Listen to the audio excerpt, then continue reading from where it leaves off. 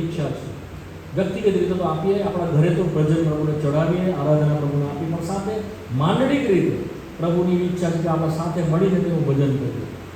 નવા કરારની અંદર individual Christian life નથી, વ્યક્તિગત ખ્રિસ્તી જીવન નવા કરારમાં નથી. દેવ આપણને માંડલિક રીતે જુએ છે. મારી વ્યક્તિગત આત્મિક જીવન, મારી આત્મિક ઉન્નતિ, મારી આત્મિક નમ્રતા, મારું એકલાનું પવિત્રકરણ, મારા એકલાની વૃદ્ધિ, એવું પ્રભુ નથી ચાહતા. પ્રભુ આપણને ખ્રિસ્તમાં એક તરીકે જુએ છે, માંડલિક રીતે, અને તે દેવનો ઉદ્દેશ છે, દેવનો પર્પસ છે. માટે દેવે આપણને એના મંડળીમાં એના શરીરના ભાગ, અંગ અને વયો બનાવ્યો છે. આપણા અલગ અલગ અંગ અને વયો છે. કદાચ તમે હાથ હોય, પગ હોય, આ નખ હોય, અલગ અલગ ભાગમાં પ્રભુએ પોતાની મરજીથી પોતાની આપણી જગ્યા ઉપર તેણે આપણને મૂક્યા છે. આપણે એને કહી શકતા નથી પ્રભુ તે મને નખ કેમ બનાવ્યો, તે મને વાળ કેમ બનાવ્યો, તે મને હાથ કેમ નહીં બનાવ્યો, તે મને જીભ કેમ નહીં બનાવ્યો. વી કાન્ટ સે લાઈક ધેટ. આપણે એ પ્રમાણે કહી શકતા નથી. એની મરજીથી એણે આપણને આ શરીરમાં મૂક્યા છે. તો જો આપણે ફંક્શન કરવાનું છે, સૌથી પહેલું ફંક્શન આપણે એ પ્રમાણે કરીએ છીએ, એની સ્તુતિ આરાધના કરતા આપણે આપતા શીખીએ. શું કરતા શીખીએ છીએ? એને આપતા શીખીએ. Do not come empty. આપણે ખાલી હૃદયે, ખાલી હાથે નહીં આવીએ, એવું આપણા પ્રભુની ઈચ્છા છે. ધીમે ધીમે જેમ આપણે નાનું બાળક કુટુંબમાં જન્મે અને ત્યાર પછી ધીમે ધીમે બોલતા શીખીએ, ધીમે આપણે બોલતા શીખીએ, તે આપણે જોઈ ગયા વગેરે વગેરે. હમણાં વધારે નહીં કહું એ માટે. બટ સાથે સાથે એની સાથે સ્તુતિની સાથે સાથે એની મેજ પણ પ્રભુએ મંડળીની અંદર મૂકી છે. આ બંને વસ્તુ સાથે સાથે જાય છે. પ્રભુનું ભજન અને પ્રભુની મેજ એ નોખા અલગ નથી. શું? પ્રભુનું ભજન અને પ્રભુની મેજ એ બંને અલગ નથી, નોખી નથી, જુદી નથી. એ બંને સાથે જાય છે. તેણે સ્તુતિ કરીને રોટલી બાંધી. જેઓ સ્તુતિ કરે છે તેઓ સર્વ રોટલીમાં ભાગીદાર થાય છે, પ્યાલામાં ભાગીદાર થાય છે. જેઓ રોટલીના પ્યાલામાં ભાગીદાર થાય છે તેઓ સર્વ સ્તુતિ કરે છે. સમજાય મારી વાત? એવું નહીં બને કે તમે સ્તુતિ કરશો અને મેજબાની ભાગ નહીં લો. એવું નહીં બને કે તમે મેજબાની ભાગ લેશો અને સ્તુતિ નહીં કરો, ભજન નહીં કરો. એવું નહીં બને. હા, કદાચ તમને તક નહીં મળે, ઇટ ઇઝ ડિફરન્ટ થિંગ, એ અલગ વસ્તુ છે. પરંતુ આપણો સર્વનો ભાગ એવો છે કે આપણા હૃદયો ભજનથી ભરપૂર હોય અને ભજન કર્યા પછી આપણે મેજમાંથી ભાગ લઈએ, એ પ્રભુની ઈચ્છા છે. એ બંને સાથે સાથે જાય છે. બરાબર? ભજન એ આપણે પ્રભુને આપીએ છીએ, જ્યારે મેજ જે છે એ આપણે તેની સાથેની કોમ્યુનિયન બતાવે છે, તેની સાથેની સંગત બતાવીએ છીએ, કે જે દ્વારા આપણે તેની સાથે સીધું કરીએ છીએ. શું કરીએ છીએ? હા, એની સાથે સીધું સરખું કરીએ છીએ, બધું વ્યવસ્થિત કરીએ છીએ, સાદી ભાષામાં. અને આપણા એકાઉન્ટ આપણે શોર્ટ કરીએ છીએ. આપણે એની સાથે સીધું કરીને ત્યાર પછી પાછી પામીને એનાથી બહાર જઈએ. તો આ બંને વસ્તુઓ આપણા આત્મિક જીવનમાં બહુ બહુ ઇમ્પોર્ટન્ટ છે. ભજન વગર ભજન સેવા નથી, મેજ વગર પણ ભજન સેવા નથી. આ બંને વસ્તુઓ પ્રભુએ મૂકેલી છે. માટે મેં તમને 2 કલમ વંચાવી. આજ સાંજે મેજની ઉપર હું થોડુંક આપવાનો છું. મેં તમને કીધું હતું, મેં લગભગ 10 કે 11 મેસેજ મેજની ઉપર આપ્યા છે, ત્યાં ડિટેલમાં છે. પરંતુ આપણે શરીર ઉપર જોઈ રહ્યા છે, માટે હું ડિટેલમાં નહીં આપું, પરંતુ હું બ્રીફ કરીશ, થોડું તમને કહીએ. કારણ કે આપણામાં તમારામાં ઘણા બધા હતા નહીં જ્યારે અમે એના પર આપતા હતા ત્યારે. તો તમે પણ એ પામો, માટે થોડું તમને આપીશું. તો પહેલાં તો તમે સમજી ગયા, મેજ પ્રભુ ભોજન. સાદી ભાષામાં મેજને શું કહેવાય? પ્રભુ ભોજન. લોર્ડ સપર ઇંગ્લિશમાં કહેવામાં આવે. શું કહેવામાં આવે છે? Lord supper. સપર એટલે સાંજનું ભોજન. શું? જ્યારે લોકો સાંજે ભોજન કરવા બેસતા તેને સપર કહેતા, ડિનર નહીં, સપર. છેવટનું જે ભોજન હોય તેને લોર્ડ સપર કહેતા. ઘણી જગ્યાએ એને પ્રભુ ભોજન કહેવામાં આવે છે, ઘણી જગ્યાએ એને મેજ કહેવામાં આવે છે, ઘણી જગ્યાએ રોટલી બાંધી એ પ્રમાણે કહેવામાં આવે છે. અલગ અલગ જગ્યાએ અલગ અલગ નામ છે. અર્થ એક જ છે, આપણે પ્રભુની મેજમાંથી ભાગ લેવો. બરાબર?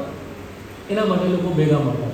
તો કેટલીક વસ્તુ હું તમને આજે કહીશ, 6-7 પોઈન્ટ થોડી બ્રીફલી તમને થોડું કહીશ. સૌથી પહેલાં તો એ પ્રભુએ મૂકેલી મેજ છે. કોણ મૂકી છે? Ordered by the Lord. મેં તમને કહ્યું ત્યાં જ આપણે વાંચી ગયા માર્કની સુવાર્તા 26 અને 26-27 કલમમાં. તેણે શિષ્યોને આપીને કહ્યું, આ મારો પ્યાલો છે કે જે તમારે સારું લેવડાવવામાં આવેલું મારું રક્ત છે. તેણે રોટલી લઈને આપતા કહ્યું. માર્કની સુવાર્તા 26 કલમ વાંચી જાઉં છું, તમે જોઈ લો. માર્કથી 26 જો ભોજન કરતા હતા ત્યારે ઈસુએ રોટલી લઈને આશીર્વાદ માંગીને ભાગી અને શિષ્યોને આપીને કહ્યું. તેઓને આપી. કોણે આપી? પ્રભુએ આપી. તેઓને આપી, તમે લો અને તમે શું કરો? એને ખાઓ. એ મારું શરીર છે. ધીસ ઇઝ માય બોડી, જે તમારે સારું ભાંગવામાં આવે છે. જ્યારે પાઉલને પણ આ પ્રકાશ પ્રભુએ આપ્યો, પાઉલ અહીંયા નહોતો. પાઉલને પાછળથી આ રેવલેશન પ્રેક્ટિકલ દ્વારા પ્રકાશ આપવામાં આવ્યો, કારણ કે એ શિષ્ય તરીકે તે સમય નહોતો. પાઉલનું બધાનું આપણે પ્રેરિતોના કૃત્યના 9મા અધ્યાયમાં જોઈએ છીએ. તો એને ખબર નહોતી આ બધી વાતો, પણ એને પ્રેક્ટિકલ દ્વારા, સમજણ દ્વારા પ્રભુએ ડિટેલમાં બધી શિષ્યો કરતાં પણ વધારે સુંદર રીતે ડિટેલમાં પ્રભુએ આપી. જે વાત તે પહેલા કોરિન્થીના 11મા અધ્યાયમાં કહે છે, તે પ્રમાણે કહે છે, જે પ્રભુ પાસેથી મને મળ્યું તે મેં તમને પણ સોંપી દીધું. 11મો અધ્યાય, પહેલું કોરિન્થી 11:23 કરો. 11:23, કેમ કે પ્રભુ તરફથી જે મને મળ્યું તેને તમને પણ સોંપી દીધું. એટલે જે રાતે પ્રભુ ઈસુને પરિશોધન કરવામાં આવ્યો તે રાતે તેણે રોટલી લીધી. પ્રભુ પાસેથી આ પામ્યા અને આપણે એને વહેંચતા ગયા. તો વાલાઓ, આ કોઈ માણસે મૂકેલી મેજ નથી, આ માણસની મેજ પણ નથી. કોની મેજ છે? પ્રભુની મેજ. સમજી ગયા? That is the first. Secondly, આ પ્રભુની ઈચ્છા છે, ધીસ ઇઝ લોર્ડ્સ ડિઝાયર. આ પણ આપણે વાંચી ગયા લોકની સુવાર્તાના 22મા અધ્યાયમાં, તમારી સાથે પાસ્કા ખાવાની મારી બહુ ઈચ્છા હતી. શું હતી? મેં કલમ વંચાવી, તમે વાંચી લેજો 22મા અધ્યાયની અંદર લોકની સુવાર્તા. હિઝ લોર્ડ્સ ડિઝાયર, તમારી બહુ ઈચ્છા હતી તમારી સાથે મેજમાંથી ભાગ લેવામાં. હવે જ્યાં સુધી હું નવો નહીં પીઉં, રાજ્યમાં જ્યારે નવું રાજ્ય પ્રભુ આવશે ત્યાં સુધી હું એમાંનો પીવાનો નથી. હી સ્ટીલ વેઇટિંગ, એ હજી રાહ જોઈ રહ્યો છે આપણી સાથે ફરીને દેવના રાજ્યમાં તે મેજમાંથી ભાગ લેશે ત્યાં સુધી. તો પ્રભુના અવકાશ સુધી આપણે એમાંથી ભાગ લીયા કરીએ એવી તેની ઈચ્છા છે. તો આ બીજું હતું. શું હતું? કે પ્રભુની ઈચ્છા છે. થર્ડ, જે હું તમને ઇમ્પોર્ટન્ટ પોઈન્ટ કહું છું કે શું છે મેજ એકચ્યુઅલી. ત્રીજું, આ શરૂઆતના વિશ્વાસીઓ સ્ટેડફાસ્ટલી, કન્ટિન્યુઅસલી કરતા હતા. તો વાંચશો પ્રેરિતોના કૃત્યો બીજો અધ્યાય 42મી કલમમાં લખેલું છે. ત્યારે જેઓએ તેને ત્યાં એની પાછળ લખ્યું હશે 2:42. વાંચી જાઓ કોઈને. 2:42 વાંચો, ઝડપથી વાંચો. મારો સમય બતાવો.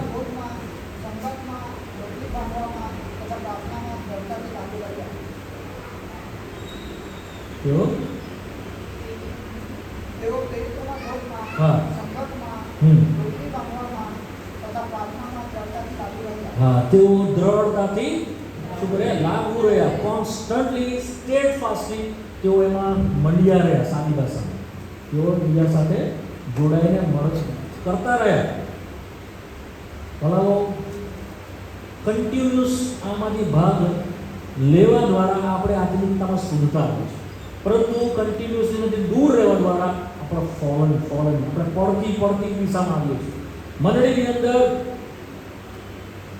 6 મહિને, 3 મહિને, વર્ષે લેવાની પ્રથા નથી વાળો. એ પ્રતિ રવિવારે લેવાની છે. મેં તમને એની કલમ પણ વંચાવી હતી, પ્રેરિતોના કૃત્યો 20મો અધ્યાયની 7મી કલમ. અઠવાડિયાના પહેલા દિવસે તેઓ રોટલી ભાગવા માટે એકઠા થતા.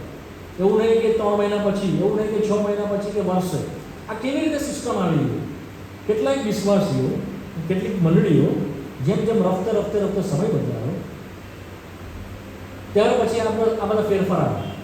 3જી સદી સુધી ઘણી બધી છે. ડિકેટ અને ઓગસ્ટીન, જે ઇતિહાસકારો જે છે, 3જી સદી સુધી અઠવાડિયાના પહેલા દિવસે, એટલે 300 વર્ષ પૂરા થયા ત્યાં સુધી અઠવાડિયાના પહેલા દિવસે શિષ્યો અને મંડળી એ અઠવાડિયાના પહેલા દિવસે રોટલી બાંધવા ભેગી મળી. પછી આપણે જાણીએ કે અંધકારનો યુગ આવી ગયો. 15મી સદી સુધી અંધકારનો યુગ રહ્યો. 15મી સદી પછી પાછા જ્યારે જો ભેગા મળવાના માર્ટિન લ્યુથર આવ્યો, રિવાઇવલ આવ્યું, જાગૃતિ આવી, બાઇબલ લોકોના હાથમાં આવ્યું, ત્યાર પછી ફરી પાછા અઠવાડિયાના પહેલા દિવસે તેઓ ભેગા મળવા માંડ્યા. પરંતુ ઘણા બધા ટીનેજર્સો નીકળવા માંડ્યા, પોતાના ગજવાના વિચારો તેઓ લાવવા માંડ્યા 17મી 18મી સદીની અંદર, અને બધું બદલાવવા માંડ્યું. અને તેઓએ માણસોના વિચારોમાં, દેવના વિચારોમાં નાખવા માંડ્યા. તેઓએ એ પ્રમાણે કહ્યું કે આ બહુ મૂલ્યવાન વસ્તુ છે, ઇટ ઇઝ વેરી વેલ્યુએબલ, એને હલકામાં ના લેવાય. એને દર અઠવાડિયે જો આપણે એનો ઉપયોગ કર્યા કરીએ તો એની કિંમત ઘટી જશે, એની વેલ્યુ ઓછી થઈ જશે. માટે આપણે એને 3 મહિને કરીએ, આપણે એને 6 મહિને કરીએ, અને આપણે વર્ષમાં એક જ વાર કરીએ તો એનું બહુ મૂલ્ય રહેશે. શું રહેશે? એની ઇમ્પોર્ટન્ટ બહુ રહેશે. આપણે કેઝ્યુઅલી લેવાનું નહીં પડે. લોકો જીવન સુધારવા માંગતા નહોતા, પણ લાંબુ કરવા અઠવાડિયે એટલા માટે આપી કે આપણે પ્રભુ સાથે ઠીકઠાક કરીએ. તો જીવનમાં વેલ્યુ કરવાના બદલે એ વસ્તુની વેલ્યુ પકડી અને એને લાંબુ કરી દીધું.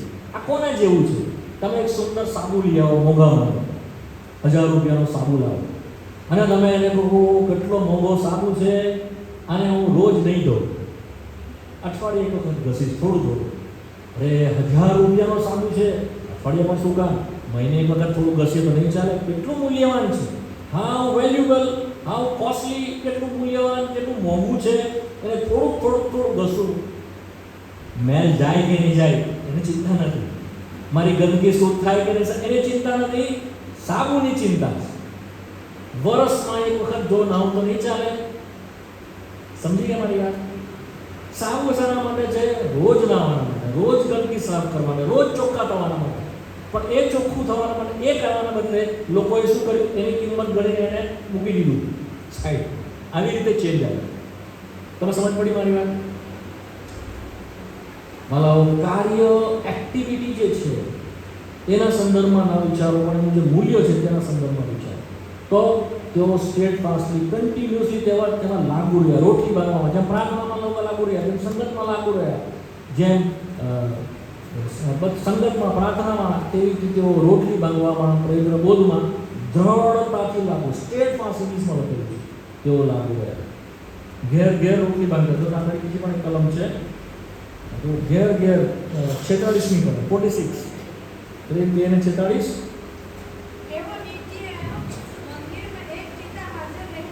હા,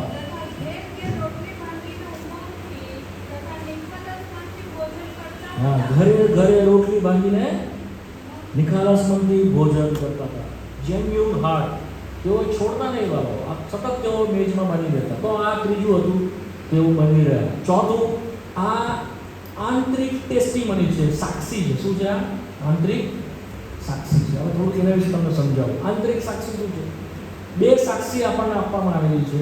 એક છે બાપ્તિસ્માની સાક્ષી. શું છે? બાપ્તિસ્માની સાક્ષી. અને બીજું શું છે? મેજની સાક્ષી.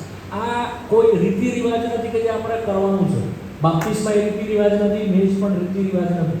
રીતિ રિવાજ એટલે કોઈ નિયમ નથી કે આપણે એને પૂરો કરવાનો છે. તમે સમજ પડી મારી? એ શું છે? સાક્ષી છે. બાપ્તિસ્માની સાક્ષી બાહ્ય સાક્ષી છે. એ આપણે એવું આપીએ છીએ, હું પ્રભુ ઈસુ ખ્રિસ્ત સાથે મરાયો, દટાયો અને સજીવન થયો. હું પાણીમાં ગયો, એની સાથે મરી ગયો, દાટી દેવામાં આવ્યો, પાણીમાંથી બહાર કાઢ્યો, હું સજીવન થયો ઈસુની સાથે, હું એક છું. એ સાક્ષી આપણે આપીએ છીએ. બાહ્ય સાક્ષી છે, લોકોની આગળ. આઉટવર્ડ ટેસ્ટિમની ઇંગ્લિશમાં કહેવામાં આવે છે. પરંતુ મેજ એ આંતરિક સાક્ષી છે, માહે સાક્ષી છે.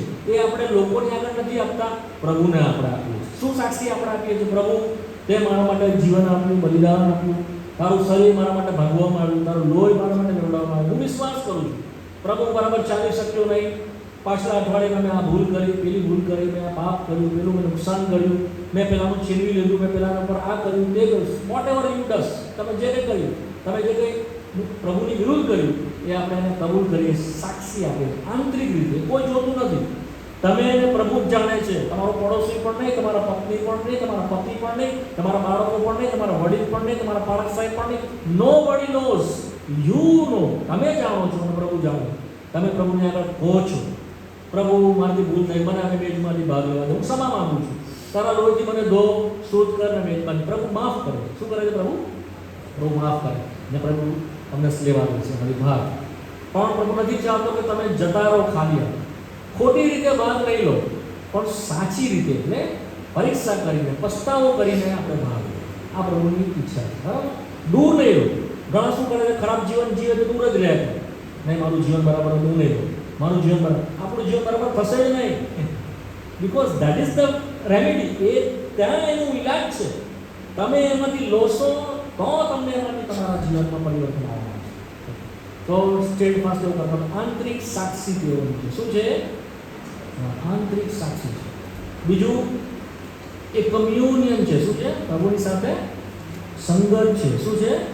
હા, જે મેં તમને આંતરિક સાક્ષી કીધી ને, પહેલા કરંટીના 11મા અધ્યાયમાં 23 થી લઈને 30 કલમ સુધી એ આંતરિક સાક્ષી આપણે આપવાની છે. તમને મેં સમજાવેલું હતું કે આપણે પોતપોતાની પરીક્ષા કરીને એમાંથી ભાગ લો, યાદ કરીને એમાંથી ભાગ લો, એનું મરણ પ્રગટ કરીને ભાગ લો. એ આંતરિક સાક્ષી છે. અચ્છા, બીજું છે કમ્યુનિયન. પહેલો કરંટીના 10મા અધ્યાયમાં આપણે જોઈએ છીએ. શું જોઈએ છે? એ સ્પિરિચ્યુઅલ સિગ્નિફિકન્સ અથવા શું કહેવાય આત્મિક સંકેત બતાવે છે. શું બતાવે છે? આત્મિક રીતે કંઈક પ્રગટ કરે છે. શું પ્રગટ કરે છે? પહેલું કોરિન્થી 10નો અધ્યાય અને તેની 16મી કલમ સાથે મળીને વાંચીએ. આશીર્વાદના જે પ્યાલા આપણે આશીર્વાદ માંગીએ છીએ તે શું ખ્રિસ્તના રક્તની સંગતરૂપ નથી? આપણે જે રોટલી ભાંગીએ છીએ તે શું ખ્રિસ્તના શરીરની સંગતરૂપ નથી? તો આ સંકેતિક રૂપે છે. આ પાછલું છે. શું સંકેતિક છે? કે જ્યારે મેલમાંથી ભાગ લઈએ છીએ આપણે એવું પ્રગટ કરીએ છીએ કે મારી પ્રભુના લોહીની સાથે સંગત છે, મારી પ્રભુના શરીરની સાથે શું છે. એ પાઉલ પૂછે છે કે જે તમે પ્યાલામાંથી પીવો છો તો શું ખ્રિસ્તના લોહીની સાથે તમારી સંગત નથી? શું તમે જ્યારે રોટલી ભાંગો છો તો ખ્રિસ્તના શરીરની સાથે તમારી સંગત છે નથી? આપણે શું બતાવે છે? હા, અમારી સંગત. તમે સમજ પડી? આપણી સંગત ઈસુના શરીરની સાથે મંડળીમાં છે એ પ્રગટ કરવા માટે આપણે મેજમાંથી બહાર હું એની ઇમ્પોર્ટન્સ બતાવી રહ્યો છું કે એકચ્યુઅલી મેજ શું છે. આપણે એમને ખાલી કે રીતિ રિવાજ પૂરો કરતા નથી, નીતિ નિયમ પૂરો કરતા નથી, સમજની સાથે તમે એમાંથી ભાગો. એના શરીરમાં તમને જોડ્યા છે. જ્યારે તમે એમાં હાથ મૂકો છો એ રોટલીમાં તો તમે બતાવો છો કે હા હું તારા શરીરમાં એક છું. તમે પ્યાલામાંથી પીવો છો તો તમે બતાવો છો હા તારા લોહીથી મને ધોવામાં આવ્યો છે, મારી સંગત તારી સાથે છે. તમે સમજ પડી મારી વાત? ધારો આપણે સંગત બતાવીએ છીએ, આપણે બધા એક છે એવું બતાવીએ. શું બતાવીએ છીએ? પ્રભુમાં આપણે અલગ અલગ નથી. જો ત્યાં લખ્યું જ છે 10મો અધ્યાય, 10મો અધ્યાય અને તેની 17મી કલમ. એક જ રોટલી છે, બધા થઈને શું થઈએ છીએ? એક શરીર છીએ. અચ્છા, પછી we are the partaker of the one bread. એક જ રોટલી મૂકવામાં આવે છે, 10 રોટલી નહીં, એક જ રોટલી. એમાંથી બધા ભાગ તોડીને ભાગ લે છે. કદાચ 100 માણસો આટલી હોય, કદાચ 200-300 માણસો આટલી મોટી રોટલી બનાવી પડે બેનો તો બનાવે, અમારે બનાવે છે. 10,000 જણા ભેગા થાય છે મોટી મોટી સેવામાં, 10,000 પીપલ. મોટી રોટલી હોય છે રવિવારે, થોડુંક ભાગ. એ શું બતાવે છે? વન બ્રેડમાંથી આવેલું છે. એને સમજાવવા માટે કેવી રીતે હું તમને કહું, જ્યારે બેન એ રોટલી બનાવે ત્યારે એક લોંદો લે છે. શું લે છે? એક લોંદો. અને એ લોંડામાંથી રોટલી બની છે. એ જે ગુણધર્મ છે એ એક જ છે. ચાહે માટે આટલો ટુકડો લઈ જૈતુનભાઈ લે, આટલો ટુકડો વિશાલભાઈ લે, આટલો ટુકડો નિરલ કે ઈશાકભાઈ લે, તો એના જે ગુણધર્મ છે એ લોંડાના એ બધામાં આવે છે. બધામાં એ આવે છે. તમારે ને મારા માટે પ્રભુ બધાના માટે સરખો છે. આપણા બધાના માટે તમે સરખો જીવ આપ્યો, સરખો પ્રાણ આપ્યો, સરખી કિંમત ચૂકવી. વી આર વન. કોઈ મોટું નહીં, કોઈ નાનું નહીં, કોઈ અમીર નહીં, કોઈ ગરીબ નહીં, કોઈ ઊંચ નહીં, કોઈ નીચ નહીં, કોઈ અમે ભણેલો નહીં, કોઈ અભણ નહીં. We are one in that body. એ શરીરમાં આપણે શું છે? આપણે બધા ભાઈઓ છે, આપણે બધા એકબીજાના ભાઈ બહેનો છે. કોઈ ઊંચ નીચ નથી. આપણા બધાના માટે સરખી કિંમત પ્રભુએ ભરી આપી છે. આપણે જ્યારે સાથે નીચે બેસીએ છીએ એ બતાવીએ છીએ. આપણે ઘૂંટણમાં તકલીફ છે, ઉપર બેસીએ છીએ અલગ વસ્તુ છે, બટ નીચે બેસનાર નીચે આપણી ઇન્ડિયન પ્રથા છે, ભારતીય પ્રથા, એટલે જ બતાવીએ છીએ કે આપણે બધા સરખા છે. શું છે? આપણે બધા સરખા, કોઈ ઊંચ નથી, કોઈ નીચ નથી, બધા પ્રભુમાં એક છે એ બતાવે છે. આ સિગ્નિફાઈ કરે. શું કરે છે? સાંકેતિક રીતે બતાવે. આપણે બતાવીએ છીએ. બીજું કરંથીના 5મો અધ્યાય. હું તમને તો ડિટેલમાં નથી આવી રહ્યો, માઇન્ડ વેલ થોડું ધ્યાન રાખજો. હું ખાલી ઉપર તમને જે અમને શીખવાડ્યું છે તે તમને ખાલી છણાવટ કરું છું. તમારે વધારે જાણવું હોય તો તમે વિડીયો જોઈને જોજો. પહેલું કરંથી 5 ત્યાં ગાડી બતાવવામાં આવ્યું છે 7મી 6-7 6થી 8મી કલમ. વાંચો ઝડપથી. 6થી કલમ. હા હા હા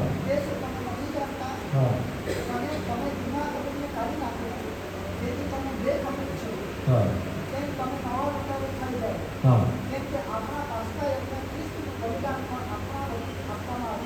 હા પછી હા એ જૂના ખમેથી નહીં. હા હા હવે એને કેવી રીતે પાળવાનું છે, કેવી રીતે કરવાનું છે તે વિશે લખવામાં આવ્યું છે. It speak about the practice. એને કેવી રીતે અમલમાં કરવું તે વિશે થોડું લખ્યું છે. કેવી રીતે એમાંથી ભાગ લેવાનું છે? જૂના ખમીરથી નહીં, જૂના જીવનથી, અભિમાનવાળા જીવનથી નહીં, દુષ્ટતાવાળા જીવનથી નહીં, પાપવાળા જીવનથી નહીં, પરંતુ નવા લોંડારૂપ થઈ જાઓ. કેમ? કારણ કે તમે કેવા છો? નવા છો. 7મી કલમ, તમે બે ખમીર છો. શું લખ્યું છે ત્યાં? You are unleavened. આપણે હતા નહીં, ખ્રિસ્તમાં આપણને નવા બનાવ્યા છે બે. તો તમે હવે શું કહો? નવા લોંડારૂપ પણ તમે ખાઓ, તમે જીવનમાંથી દેખાઓ. તમે અંદર તો નવા છો, પણ બહાર પણ તમે નવા દેખાઓ. તમારી બોલીમાં, તમારા જોવામાં, તમારા ઉડવામાં, તમારા બેસવામાં, તમારા વર્તણૂકમાં તમે નવા દેખાઓ. કોના જેવા દેખાઓ? ખ્રિસ્તના જેવા. નિખાલસ સત્યની બે ખબરની તમે એની પ્રેક્ટિસ કરો. એમાંથી જ્યારે ભાગ મંડળીની અંદર અયોગ્ય રીતે ભાગ લેવાને કારણે સમસ્યા છે. આઈ રિપીટ, મંડળીની અંદર સમસ્યાઓ અયોગ્ય રીતે ભાગ મેજમાંથી લેવાના કારણે છે. સીધું નહીં કરવાના કારણે છે. ઠીકઠાક નહીં કરવાના કારણે છે. જો મંડળી યોગ્ય રીતે મેજમાંથી ભાગ લેશે, સમસ્યાઓ આપોઆપ સોલ્વ થઈ જશે. કોઈ પ્રયત્ન વગર સમસ્યાઓનું નિરાકરણ આવશે. મંડળીના ઝઘડા દૂર કરવામાં આવશે. મંડળીની સમસ્યાઓ દૂર કરવામાં આવશે. દેવનો આત્મા મોકળાશ સાથે, લિબર્ટીની સાથે સેવકોનો ઉપયોગ કરશે, વિશ્વાસીઓનો ઉપયોગ કરશે.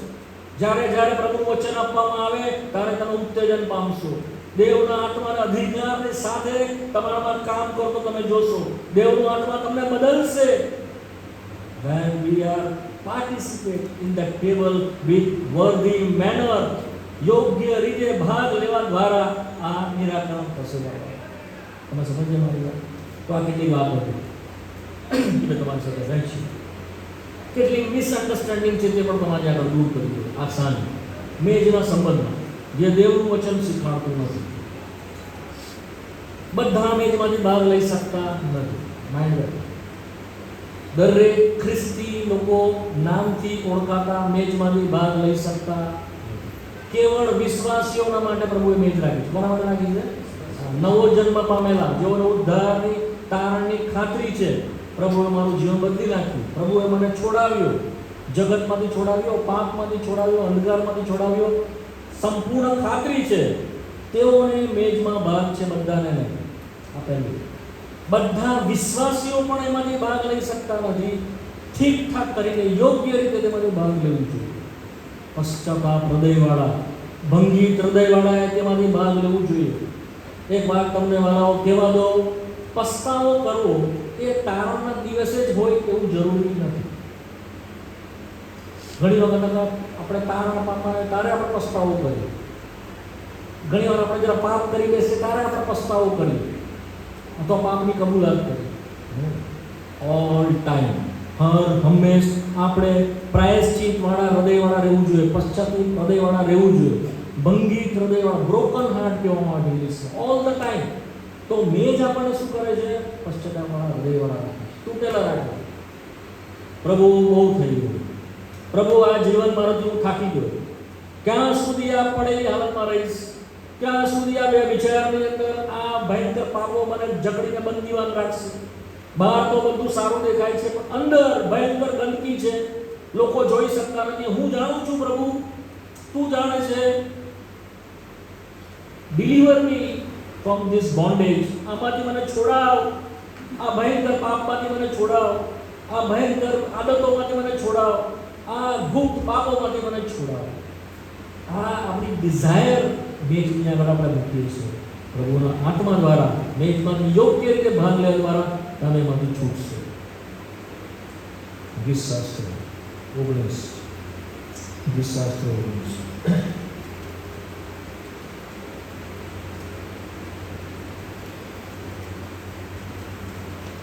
બારમી 13મી કલમ.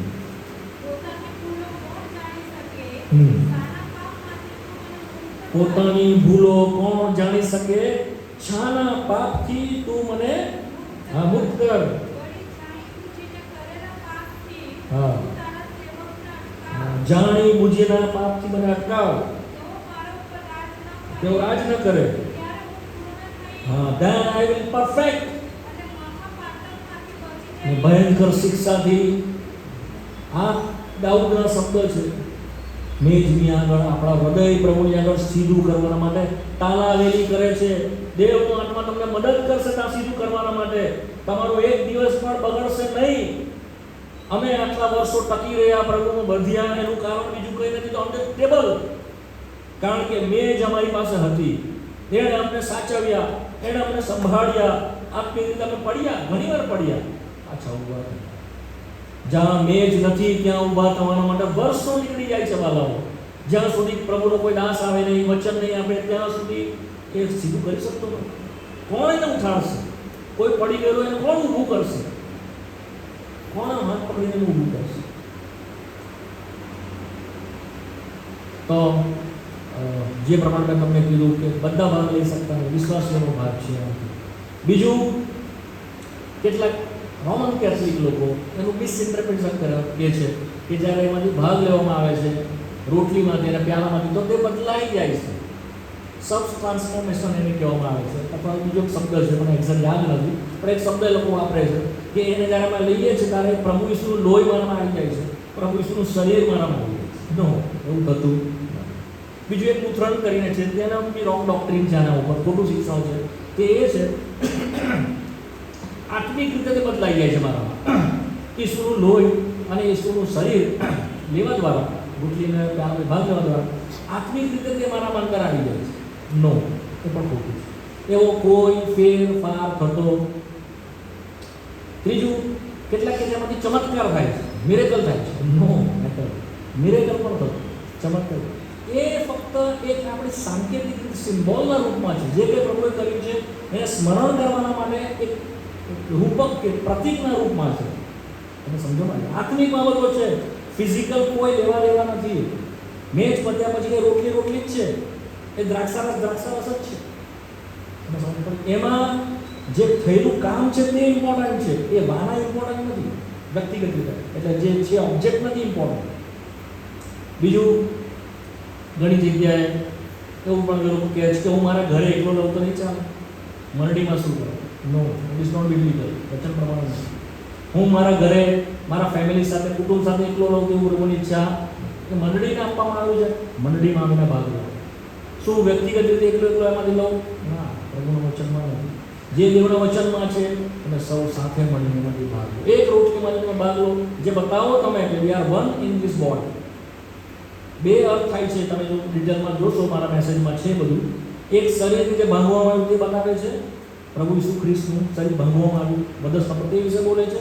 બીજું, જે શરીર પૃથ્વીના પટની ઉપર મંડળીના રૂપમાં છે તે વિશે પણ તે બોલે છે, રોટલી. તો આ બધી વાતો છે. બીજા બી ઘણા બધા મિસઅન્ડરસ્ટેન્ડિંગ વાળા છે, પણ મારી પાસે સમય નથી એ વિશે કહેવા માટે. બટ તમે મારા વિડીયોમાં છે, પ્રભુની ઈચ્છામાં તમે જોજો. ને કદાચ તમારા કોઈ વ્યક્તિગત પ્રશ્ન હોય તો તમે મને પૂછી શકો. ઘણા બધા પ્રશ્ન મને પૂછતા હોય છે, પણ અત્યારે સમય નથી. જો હું એ પ્રશ્નનો જવાબ આપવા જઈશ તો હું આ ટોપિક છૂટી જઈશ.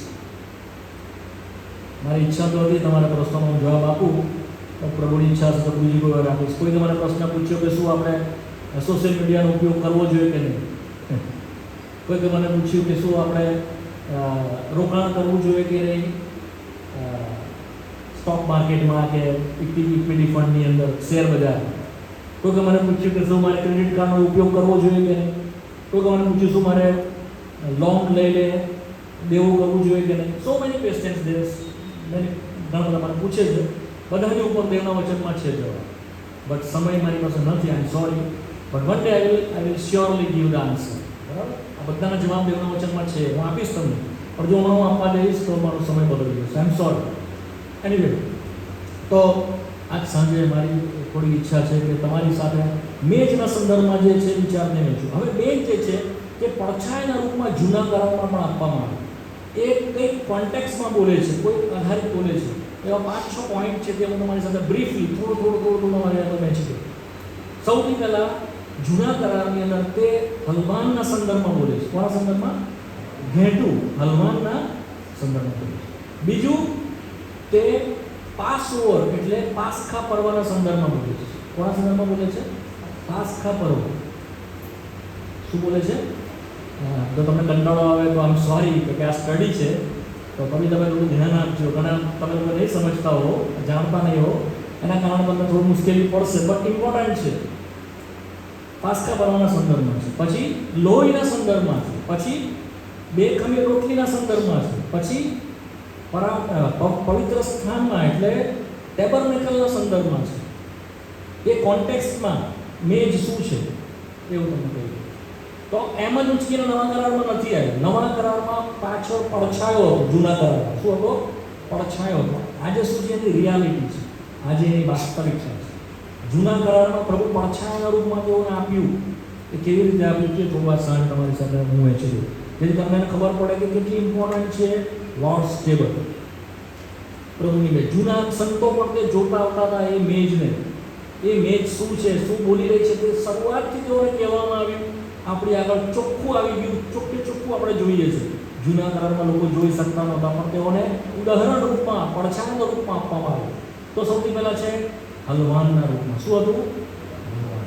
તેઓને કહેવામાં આવ્યું હલવાન, હલવાન, હલવાન. સૌથી પહેલાં આપણે હલવાનના સંદર્ભમાં જોઈએ છે ઉત્પત્તિના પુસ્તકના 3 અધ્યાયની અંદર, 4 અધ્યાયની અંદર, જ્યાં હાબેલને જોઈએ છે આપણે કે તેણે હલવાનનું બલિદાન કર્યું. એ પહેલાં તેણે હલવાનનો વધ કરીને તેના વસ્ત્ર બનાવ્યા. 3-4 અધ્યાયની અંદર આપણે જોઈએ બલિદાન થશે, કિંમત ભરી આપશે, લોહી વડાવશે. તે સંદર્ભમાં હલવાન માટે કહેવામાં આવે. પરંતુ વધારે પ્રકાશ ઉત્પત્તિના પુસ્તકના 22મા અધ્યાયમાં ઇબ્રાહીમને પ્રભુએ આપ્યો હલવાનનો. જોઈ લો ઉત્પત્તિનું પુસ્તકના 22મા અધ્યાય. ઉત્પત્તિનું પુસ્તક 22મો અધ્યાય. ત્યાં આપણે જોઈએ છે ઇબ્રાહીમને પ્રભુએ કહ્યું, તારા એકના એક દીકરાને તું તારું દરમિયાપણ કર. 22મો અધ્યાય એની બીજી કલમ. ઉત્પત્તિ 22:2.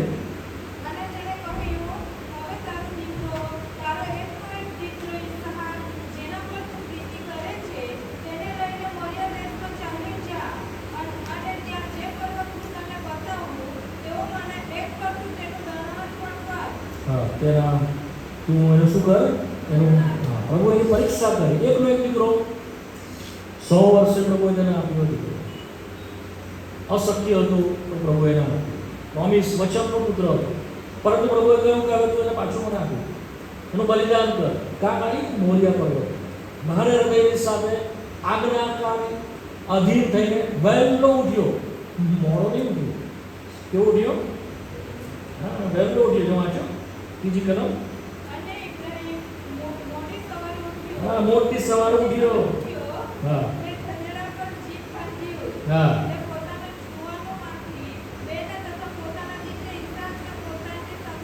બસ પણ લીધા અને ગયા. ચાલતા ચાલતા ચાલતા ચાલતા નજીક હતું, દૂર હતું. તમે વિચારી શકો તેના મનમાં કેવી વ્યથા હશે. એકનો એક દીકરો મારી નાખો, એકનો દીકરો આટલા વર્ષે ગડબડમાં તેને થયો. આપણને પ્રભુ દ્વારા કસોટી કરતા આપણે શું હતા? પ્રભુ કરી એની કસોટી, પરંતુ અધીન થયો. બિલકુલ દલીલ કરી નહીં. પોતાની સ્ત્રી તારાને પણ કીધું નહીં કે પ્રભુએ આવું કીધું છે. કદાચ ને રોકી દે, કદાચ ને રડારોડ કરે, અરે તમારે ગાંડા થઈ ગયા છો, તમે ગડપણમાં તમારું ચસ્કી કર્યું છે. પ્રભુ કે આવું કહેતા હોય? પ્રભુએ તો આપ્યો છે દીકરો, પ્રભુ લઈ લે દીકરાને. ભૂલ થાય છે, શક્ય છે. માટે કીધું, કોઈને કીધું નહીં, ઉઠ્યો લીધું. ઈસાકને પણ કીધું નહીં, લઈને ગયો. ચાલતો ચાલતો ચાલતો મનની વ્યથાની સાથે, પણ મનમાં પ્રભુને ઉપર પૂરો વિશ્વાસ હતો. જેણે આપ્યું છે તે એને સાચવશે. જો કે તે તેને મારી નાખે તો તે તેને ફરી ઉઠાડશે, એવો વિશ્વાસ તે રાખતો હતો. હિબ્રુના પત્રમાં આપણે તે વિશે વાંચીએ તો જ્યારે તે લઈ ગયો અને છરો ઉચક્યો અને મારવાના માટે, આપણે વાંચીએ છીએ કલમને બહુ સુંદર રીતે લખવામાં આવી છે. 10મી કલમ.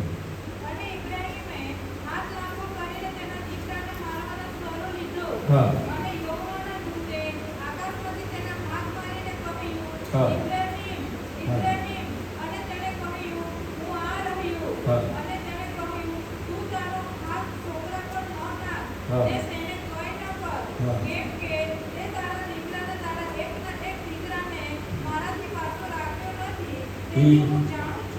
He tasted at the last moment. Chhevat સુધી તેની પારખ કરવામાં આવી.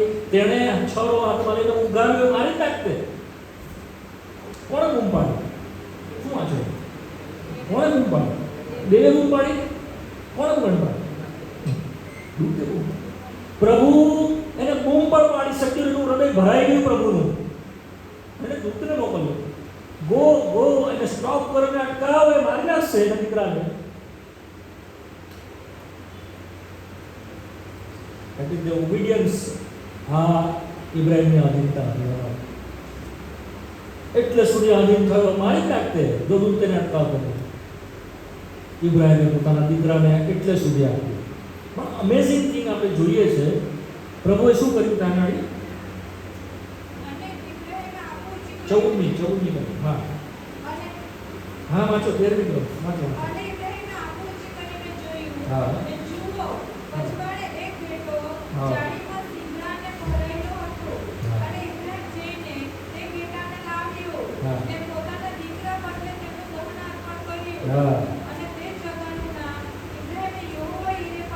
યહોવા ઈરે. શું છે મતલબ?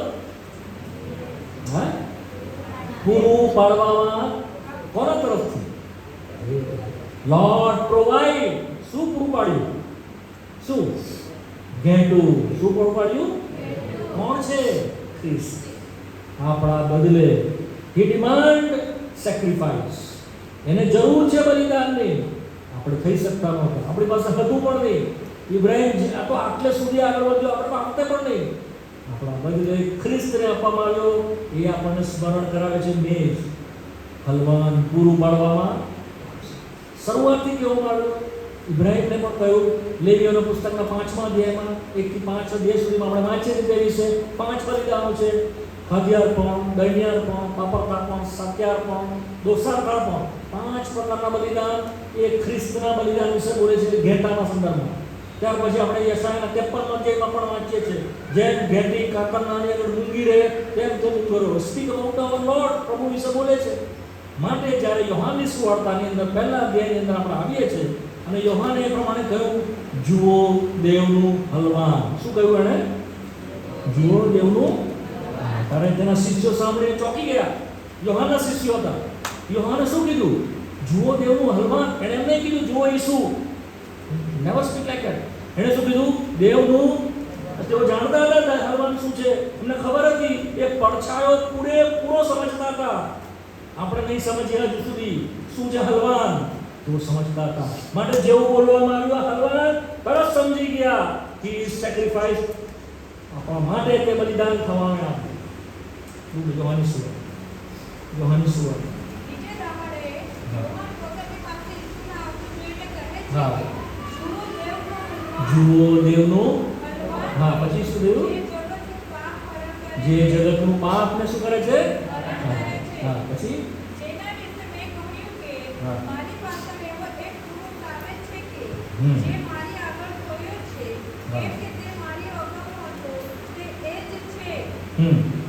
બસ બસ બસ. હવે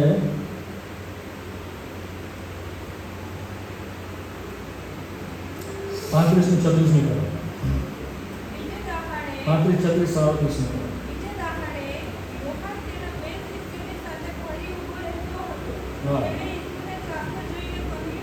હા હા હા, તેઓ સાંભળીને તરત જ તેની સાથે પાછળ. બસ બસ બસ બસ. તો વાલા, હું તમને જે કહેવા માંગુ છું, શરૂઆતથી એના વિશે કહેવામાં આવ્યું હલવાન. જે વધ થવાનું છે આપણા બદલે, આપણા પાપના બદલે. તમે વાંચો ને તો લેવીઓના પુસ્તકના 15મા અધ્યાયની અંદર એ લખવામાં આવ્યું છે, 2 હલવાન લે. એક હલવાન જે છે તેનું વધ કર અને એનું લોહી બલિદાન કરવાનું છે વેદીની ઉપર. એ લોહી ટપકતું નીચે સુધી જશે. મેં લાસ્ટ ટાઈમ તમને બધું એના વિશે કહ્યું છે. લોહી, બીજું લોહી વાસણમાં લઈને અંદર પરમ પવિત્ર સ્થાનમાં સુધી લઈ જા. અને બીજો એક હલવાન જે છે, બીજો એક બકરો જે છે, તેના પર તું હાથ મૂક અને એને છોડી દે જંગલમાં. એના ઉપર સકરો પાપનો ભાર રહે, બટ એને કશું નહીં કર. એકને માનવામાં આવ્યો, બીજાને છોડી દેવામાં આવ્યો. જે છોડી દેવામાં આવ્યો આપણે. તો આ બધું હનુમાનના સંદર્ભમાં છે. એ હનુમાન વધ થયું છે જ્યારે મેજ પર તેમાં ભાર થયું છે. આ પહેલો વિચાર છે. હનુમાનના સંદર્ભમાં પડછાયેલા કોન્ટેક્સ્ટમાં ઓલ્ડ ટેસ્ટામેન્ટમાં આપવામાં આવ્યું. સેકન્ડલી છે પાસ ઓવર. શું છે? આપણે એને વાંચીએ છીએ પહેલા કોરિન્થીના 5મા અધ્યાયમાં 7મી કલમ. પહેલું કોરિન્થી 5 ને 7માં વાંચી જાઓ ઝડપથી. હા જેથી જેમ તમે બેફામી છો તેમ તમે નવાનવતારૂપ થઈ જાઓ. કેમ કે આપણા પાસ્કા યજ્ઞ ખ્રિસ્તનું બલિદાન હા આપણું પાસ્કા યજ્ઞ, ખ્રિસ્તના બલિદાન આપણું પાસ્કા યજ્ઞ કોણ છે? ખ્રિસ્તનું.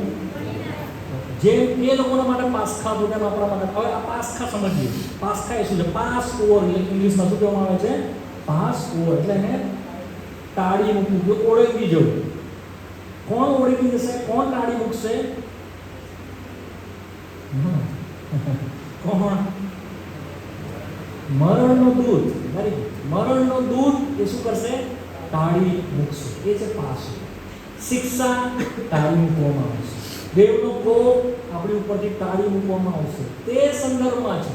તો જૂના કરારથી આપવામાં આવ્યું. જો આપણે નિર્ગમનનો 12મો અધ્યાય, ત્યાં થોડી કલમો છે, ઝડપથી વાંચી જઈએ, તમારા મનમાં થોડું બેસી જાય. 12મો અધ્યાય થોડી બધાએ 7મી કલમમાં છે. ઉપર પહેલા તમે 26 ને 27મી કલમમાં છે. 12મો અધ્યાય 26 ને 27મી કલમ. અને એમ થશે કે હા જ્યારે તમારા છોકરા તમને પૂછે કે હા એ સંસ્કારનો અર્થ શું છે, હા ત્યારે તમારે એમ કહેવું કે હા. એ યહોવાનો પાસ્કા યજ્ઞ છે. યહોવાનો પાસ્કા યજ્ઞ છે. અચ્છા, પછી કેમ કે જ્યારે તેને મિસ્રીઓ ઉપર ઘરો આણ્યો હા. અને આપણા ઘરો બચાવ્યા, હા. ત્યારે તેણે મિસ્રમાં રહેનાર ઇઝરાયેલ પુત્રોના ઘરોને ટાળી મૂક્યા. ટાળી મૂક્યા. ત્યારે લોકોએ માથું નમાવીને ભજન ત્યારે લોકોએ માથું નમાવીને, જ્યારે ઇબ્રાહિમ ગયો ને ત્યારે પણ તેણે પોતાને એને એમ કીધું કે હું ભજન કરીને પાછો આવીશ. મેં જ કહું ભજન સાથે જાય છે. અહીંયા પણ તમે જોશો પાસ્કા અને ભજન સાથે સાથે જાય છે. તો એ લોકોને એ પ્રમાણે કહું, ત્યારે તમારા છોકરા પૂછશે કે આ તમારા પાસ્કા એનો મતલબ શું છે, ત્યારે તમારે એમને કહેવાનું કે જ્યારે અમે મિસરમાં હતા અને દૂધ ફર્યો ખબર છે ને? કેટલી વિપત્તિ આવેલી, કેટલા પ્લેગ આવેલા? 10 પ્લેગ આવેલા મિસર ઇઝરાયલને છોડવા માટે. નામ નહીં પૂછીશ, પણ 9 જે હતા તેનાથી ફારૂને તેઓને છોડ્યા. 10મો જે પ્લેગ હતો તો શું હતો? મરણનો દૂત ફર્યો. અને શું કહેવામાં આવ્યું કે એ ફરશે અને શું કરશે? એ ભેદ રાખશે. શું કરશે? ભેદ રાખશે. કોની વચ્ચે ભેદ રાખશે? ઇઝરાયલ પ્રજા. Can you believe that? તમે વિશ્વાસ કરો, આજુબાજુમાં મકાન છે બંને. ઇઝરાયલનું મકાન, મિસ્રીનું મકાન, બંને બાજુબાજુમાં લાગેલા છે મકાન. તો પણ મિસ્રીનો પ્રથમ જનક મરી ગયો અને ઇઝરાયલના પ્રથમ જનકને ખંડી લેવામાં આવ્યા, બચાવવામાં આવ્યા. ફર્સ્ટ બોર્ન, પહેલો. તમે સમજ પડી? તો એ કહે છે કે જ્યારે તમારા છોકરા પૂછે કે પાસ્કાનો મતલબ શું છે, તો તમારે કહેવાનું કે જ્યારે મરણનો દૂત ફર્યો ત્યારે તેણે અમને શું કર્યા? છોડી દીધા.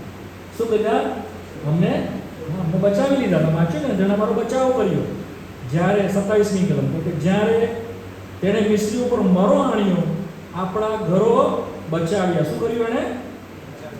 He saved our homes.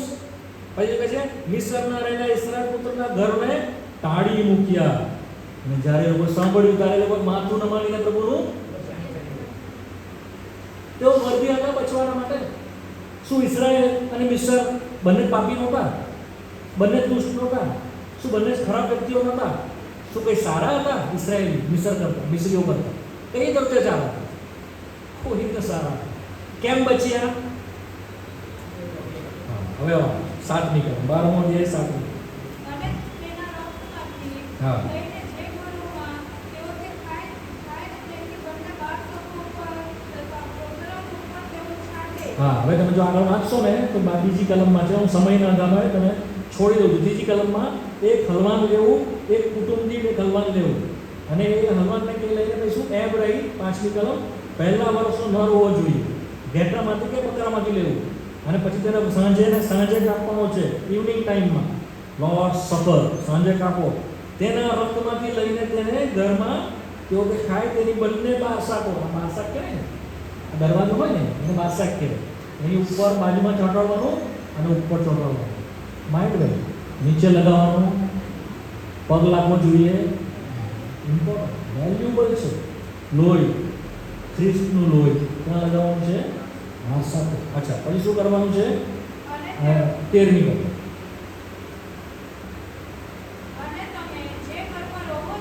હા, તે ઉપરનું રક્ત તમારા લાભમાં ચિહ્નરૂપ થશે. અને જ્યારે હું મિસ્ર દેશ પર મરો લાવીશ, ત્યારે હું તે રક્ત જોઈને તમને તાળી તમને તાળી મૂકીશ. શું જોઈને? શું જોઈને? સમજી ગયા? લોહી જોઈને હું તમને છોડી દઈશ. મરોનો દુઃખ એમને નહીં છોડી ગયો, બધા ખરાબ જ હતા. ઇઝરાયલ ને મિસ્ર બંને સરખા જ હતા. લોહી જોઈને તેઓને તાળી મૂકવા માંડ્યા. તમે સમજ પડી? એ બચાવવા માટે લોહી હતું. શાના માટે લોહી હતું? 23મી કલમ 23મી કલમ વાંચો. કેમ કે મિસ્રી ઉપર મરો લાવવો સારું એવો આખા દેશમાં ફરશે. હા. અને ગોત્રમ ઉપર તથા બંને વારસા પર તે હમ. રક્ત જોઈને હમ. યહોવા તે બાજુ તાળી મૂકશે. હા. અને વિનાશકને તમારા ઘરોમાં બેસીને તમારા પર મરો લાવવા દેશે નહીં. વિનાશકને તમારા અંદર પેસીને તમને મરો લાવવા દેશે. પ્રેસિયસ વાળાઓ, કેટલા મૂલ્યવાન આ લોકો માટે જો માથું તમારે ભજન કર્યું તમે બચી ગયા. હા, લોહીના લીધે. આ લોહીના લીધે બચી. ભેદ પ્રભુએ રાખ્યો. શું કર્યું પ્રભુએ? લોહીના કારણે તેઓમાં ભેદ રાખ્યો. એ બતાવે છે પાસખા. પાસખા એટલું એવું નથી કે તાળી મૂક્યા, પણ પાસખા એ બતાવે છે અલાયદા છો તમે. શું બતાવે છે? સેપરેટ છો, પ્રેસિયસ છો મારા માટે. હું તમને સંભાળીશ, બચાવીશ. 11મો અધ્યાય 7મી કલમ. એ શું બતાવે છે? વાંચો 11મો અધ્યાય 7મી કલમ. પણ ઇસ્રાયેલ પુત્રોના કોઈ પણ મનુષ્ય કે જાનવર સામે પુત્ર સર્પ પણ હા. જીવ હલાવશે નહીં. નહીં હલાવે. હા, કેમ? એ માટે કે તમે જાણો કે યહોવા મિસ્રીઓ તથા ઇસ્રાયેલ હા. પુત્રો વચ્ચે ભેદ રાખે છે. બંનેની વચ્ચે શું રાખે છે પ્રભુ? એ લોકોના સારા પણ રીતે નહીં. એ લોકો બહુ સારા હતા માટે ભેદ નથી રાખતો. બ્લડના કારણે. શાના કારણે? લોહીને કારણે. એ પાસખા બતાવે છે. પ્રભુ ચાહતો હતો કે તેઓ બહાર નીકળી આવે. પ્રભુ ચાહતો હતો મિસરમાં તેની સેવા નહીં થાય, અરણ્યમાં જવા દે. બહુ બધી રેફરન્સીસ છે પણ મારો સમય નથી. ફારૂકને કેવું મારા લોકોને જવા દે, મારા લોકોને જવા દે. તે અહીંયા રહેશે નહીં. જવા દેતો નહોતો. જવા દેતો નહોતો. હું એને કહીશ, હું એને મારીશ. એ લોકો તેને સામેથી કહેશે કે તમે જતા રહો. શું થઈ જાઓ? સેપરેટ થઈ જાઓ અમારાથી. વાંચો 12મો અધ્યાય 31મી કલમ. 12:31. What is the Pascha? વાંચો. અને તેણે મૂસાને તથા હારૂનને રાતને જણાવીને કહ્યું કે હા. તમે તથા ઇસ્રાયેલ પુત્રો બંને બંને ઉઠો ઉઠો, અને મારા નામમાંથી નીકળી જાઓ. નીકળી જાઓ, ફટાફટ જાઓ અહીંયાથી, ભાગો અહીંયાથી. પછી અને જઈને તમારા કહ્યા પ્રમાણે યહોવાની સેવા કરો. હા, તમે તમારા દેવની સેવા કરો. તમે અહીંયાથી જાઓ. આ કરવાના માટે દેવે પાસખા યાદગીરી માટે શું કર્યું? રિમેમ્બરન્સ. તમે યાદ કરો કે તમને પ્રભુએ છોડાવ્યા, અલગ કર્યા. બે વાત. શું તમારા મનમાં મુશ્કેલ વાત શું કીધું મેં? પાસખા મતલબ શું છે? છોડાવ્યા અને તમારામાં ભીનતા રાખે છે પ્રભુ. ઇસ્રાયેલને બચાવશે, મિસ્રીઓને મારશે. આ પ્રેસિયસ વાળો કેટલા આપણા મૂલ્યવાન લોક છે. આ મેજ બતાવે છે પડછાયા. સમજી સમજ મળી મને? You are separate, you are saved. તમે બચેલા લોક છો, તમે ખાસ લોક છો. ભલે તમારા કરતા તમારો કલીગ હોશિયાર હોય, ભલે તમારા પડોશી વધારે પૈસાવાળા હોય, ભલે તમારા કરતા તમારા બીજા જે છે સગા મિત્રો એ વધારે પડતા પ્રગતિવાળા હોય, તો પણ દેવ તમારી હિમાયત કરશે. તમારા ઓછા અભ્યાસ હોવા છતાં, તમારા ઓછા નાણાં હોવા છતાં, તમારી પાસે ઓછી આવડત હોવા છતાં, તમે ગરીબ હોવા છતાં પણ પ્રભુ તમારી હિમાયત કરશે. પ્રભુ તમારો પક્ષ લેશે. કેમ? તમે બચેલા લોક છો, તમે અલાયદા લોક છો. કેવા છો? બચેલા છો અને તેઓનું નહીં સાંભળવામાં આવે. ભલે તેઓ માથા પટ્ટીને થાકી જાય, તમારી નાની બૂમ સંભળાશે. અલ્લાહ દેવ તમારા માટે મોટા કામ કરશે. એટલા માટે નહીં કે આપણે સારા છે, દેવે આપણને અલગ કરેલા છે. પ્રભુ તમને સમજાવે. વધારે નહીં જવાના પર બીજી કોઈ વાત તમને નહીં કહીશ. અચ્છા, બીજું શું બોલે છે? તેઓને અલગ કર્યા અને તેઓ મારા થયા. શું કીધું પ્રભુએ? હા, તેઓ મારા થયા. એ વિશે બી મારે ઘણું બધું છે પણ મારે સમય જ નથી કહેવાનો. 13મો અધ્યાયમાં તમે જોશો તો શું કહે છે? પછી ફર્ધર પ્રભુ કહે છે તેઓ મારા છે. 13મો જે પહેલી કલમ. અને યહોવાએ મૂસાને કહ્યું કે હા, ઇઝરાયેલ પુત્રો મધ્યે સર્વપ્રથમ જન્મેલાઓને એટલે સર્વ દુઃખ કાઢનાર માણસ તેમજ પશુને મારે માટે પવિત્ર કરવા તેઓ મારા છે. તેઓ મારા છે. કેવી રીતે તેઓ મારા થયા? કેવી રીતે તેઓ મારા થયા? ગણના તેનો ત્રીજો અધ્યાય 13મી કલમ. પહેલા એક કામ કરો, 13મા અધ્યાયમાં જતો એની 16મી કલમ વાંચી લો, 15મી કલમ વાંચી લો. નિર્ગમન 13 ને 15 વાંચી લો પહેલા. અને એમ થયું કે હારૂને મન કઠણ કરીને અમને જવા ન દીધા. ત્યારે યહોવાએ મિસ્ર દેશમાં સર્વપ્રથમ જનિતને એટલે પ્રથમ જનિત મનુષ્યને તથા પ્રથમ જનિત પશુઓને મારી નાખ્યા. તે માટે દુઃખ કાઢનાર સર્વ નરોને હું યહોવાને અર્પી દઉં છું. પણ મારા પુત્રોમાંના સર્વપ્રથમ જનિતોને હું મૂલ્ય આપીને છોડાવી લઉં છું. હા, હવે તમે બરાબર સમજજો. થોડુંક માર્મિક છે પણ સમજવાનો પ્રયત્ન કરજો. જે પ્રથમ જનિતને મારી નાખ્યા કોના? મિસ્રીઓ. પરંતુ ઇસ્રાયેલના પ્રથમ જનિતને બચાવ્યા. એ પ્રથમ જનિત જે છે તેઓ શું કરશે? મારા પોતાના થશે. તેઓ શું કરશે? મારી સેવા કરશે. શું કરશે? તેઓને મેં ખંડી લીધા. ખંડી લેવો એટલે તમે સમજો ને, કોઈને આપણે મૂલ્ય આપીને એના બદલે આપણે એવું ચૂકવી દઈએ, એને ખંડી લેવાય. અને કેવી રીતે સમજાવવું મને ખબર નહીં. તમારા ખંડી લેવું એટલે હા હા અદલા બદલી કરીએ ને. પહેલાંના સમયમાં એક બદલાના બદલે બીજું આપી દેતા એવું હતું ને. તો એ સમયમાં પણ હતું કે જો ગધેડું બલિદાન કરવામાં આવે ને ગધેડું જો ઘેંટું બલિદાન કરવામાં આવે, ઘેંટાને બદલે જો ગધેડું હોય એની પાસે તો ગધેડાને ખંડી લેવામાં આવતું ઘેંટાના સ્વરૂપે. આપણી પાસે એવું હોય કે જે દેવને ઉપયોગી નહીં થઈ શકે તો આપણા બદલે કોઈ બીજું ચૂકવીને તેને ખંડી લેતું છે. એ વિશે લખવામાં આવ્યું છે. તો પ્રભુ શું કહે છે કે મેં તેઓને મૂલ્ય આપીને ખંડી લીધા છે, છોડાવી લીધા છે. અચ્છા, હવે જો તમે વાંચો ત્રીજો અધ્યાય ગણના 3 અને 13મી કલમ. ત્યાં પણ આ વાત લખેલી છે. વાંચો ઝડપથી વાંચો. સર્વપ્રથમ જન્મેલા મારા જ છે. સર્વપ્રથમ જન્મેલા. હા, પછી મિસ્ર દેશમાં મેં પ્રથમ જન્મેલાઓને માર્યા. પ્રથમ જન્મ માર્યા. એ દિવસે મેં ઇઝરાયેલમાં સર્વપ્રથમ જન્મેલા માણસોને તેમજ પશુઓને મારે સારું પવિત્ર કર્યા. તેઓને મેં મારે સારું ખંડી લઈને શું કર્યા? તેઓને પવિત્ર કર્યા. હવે બસ તેઓ મારા જ હશે. આ કવનન્ટ છે. શું છે આ? શું છે આ? કવનન્ટ છે. આ કરાર છે. થોડું સમજવામાં તમને અઘરું પડશે. પહેલા મેં તમને કીધું હલવા, બીજું મેં તમને કીધું પાસવર્ડ, ત્રીજું છે કવનન્ટ. કરાર કર્યો છે. કરાર કેવો કર્યો છે? તેઓ મારા છે. એના લોહીમાં કર્યો છે, આપણે પછી જોઈશું. બટ આ કરાર કર્યો છે કે તેઓ મારા છે. શું કર્યા છે તેઓએ? Every person who Born in this world, આ જગતમાં જે કોઈ પણ જન્મે છે, ફર્સ્ટ બોર્ન, પહેલું જે છે, પહેલું જન્મે છે એ દેવના માટે છે. બહુ બધી રેફરન્સીસ છે, સમય નથી આપતો તમને. બધું જે કંઈ પહેલું જન્મે તે દેવને માટે છે, પણ દેવને અપાયું નહીં, માટે મારવામાં આવ્યું.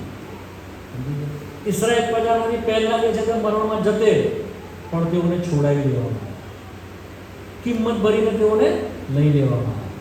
તમે સમજીએ મારી વાત? પાછું પૂછું.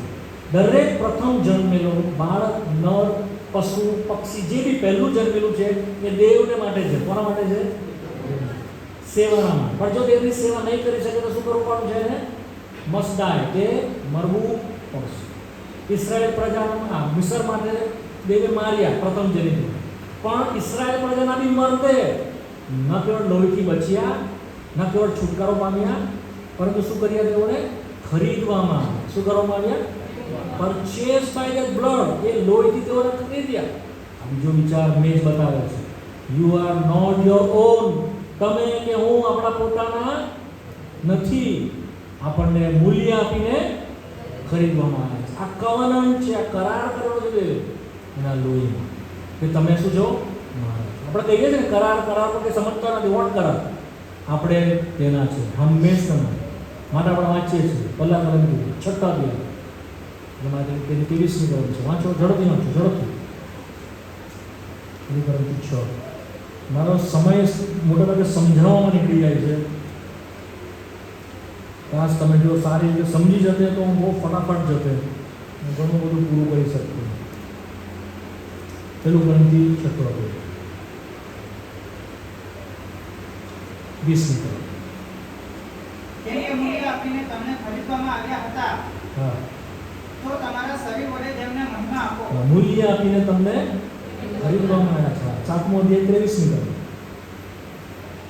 7:23.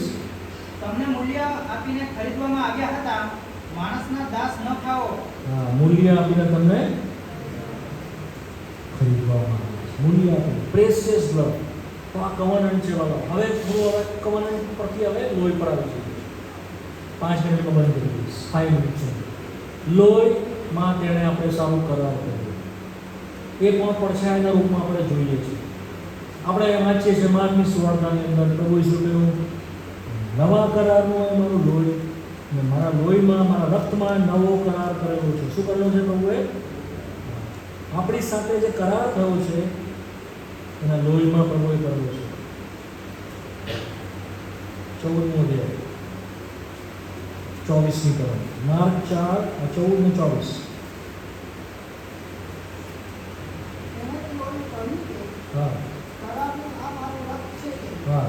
જે ઘણાને લીધે વહેરાવવામાં આવ્યું છે. ઘણા લીધે વેવડાવવામાં કરારનું આ મારું. કોઈ પોતાના લોહીમાં કરાર કરે. Precious blood. લાસ્ટ ટાઈમ મેં ઘણું બધું લોહી વિશે તમને કીધું હતું.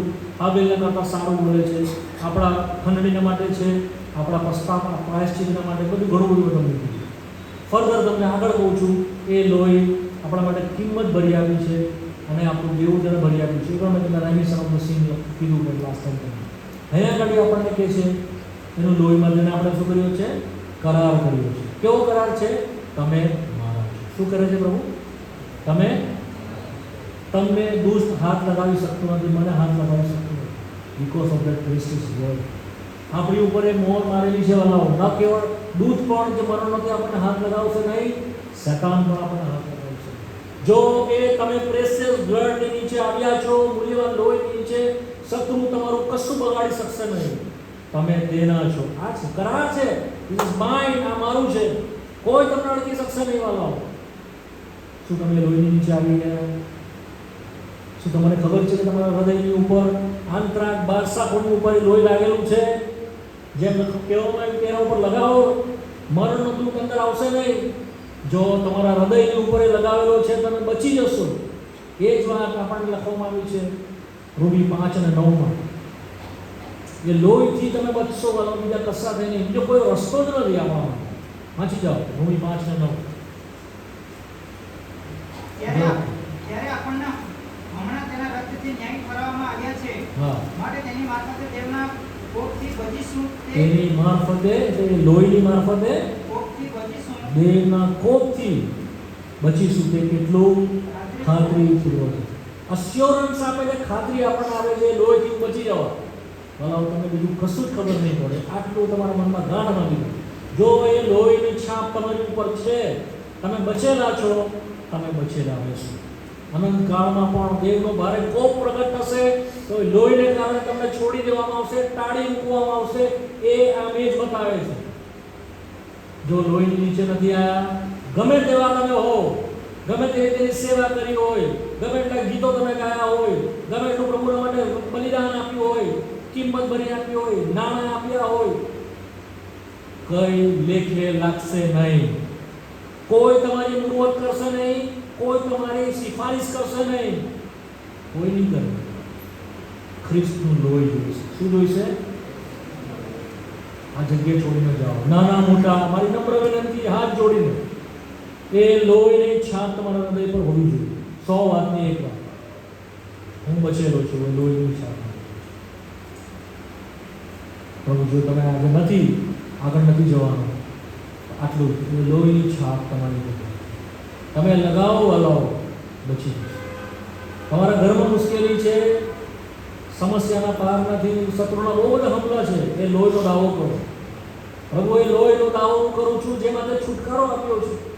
એ લોહીમાં તું મને, મારા ઘરને, મારા હૃદયને, મારા જીવનને તું શુદ્ધ કર અને મને તું સેપરેટ કર, તારા ખાસ કર. મારી પર બીજો કોઈનો હપ્તાઓ નહીં, પ્રભુ તારો હપ્તાઓ હું તારા માટે છું. હું તારી સેવા કરીશ, તારી પાછળ ચાલીશ. લેવીઓને તેઓને અલગ કર્યા. આ પ્રથમ જનિત તરીકે લેવીઓને ખંડી લેવામાં આવ્યા. શું કરવામાં આવ્યા? લેવીઓને. અને તેઓ જઈને આગળ સેવા કરી. કોણે સેવા કરી? જોઈએ ગણના 3 ને 12 છે લગભગ. જોઈ બધી પ્રાર્થના કરી. લેવી 3 ને 12 છે લગભગ.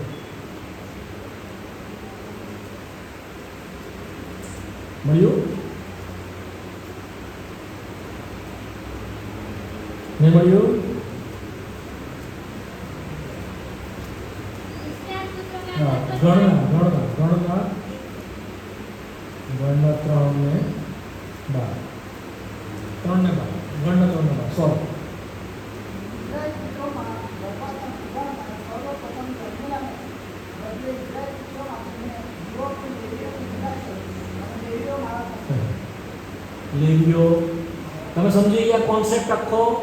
ઇસ્રાયેલ પ્રજામાંથી બધાને લીધા, પ્રથમ જન્મેલાને બદલે લેવીઓને લીધા. સમજ્યા કે નહીં સમજ્યા? મિસ્રીના પ્રથમ જનિત મળી ગયા.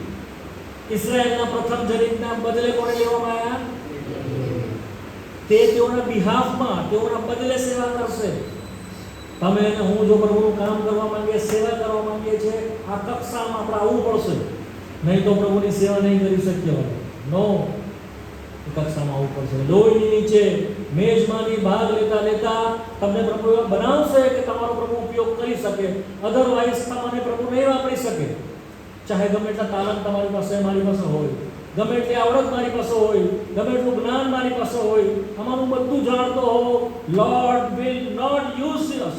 આપણો પ્રભુ ઉપયોગ નહીં કરી શકે અનલેસ ને અનટિલ એ મેજમાંથી યોગ્ય રીતે ભાગ લેતા લેતા, એ લોહી નીચે આવતા આવતા મારા મારા મારા સેપરેટ આપણે નહીં રહીએ, અલાઈડ નહીં રહીએ. તો મેજ આપણને બતાવે છે અલાઈડા લોકો, ખાસ લોકો કે જેઓ તેની સેવા કરશે.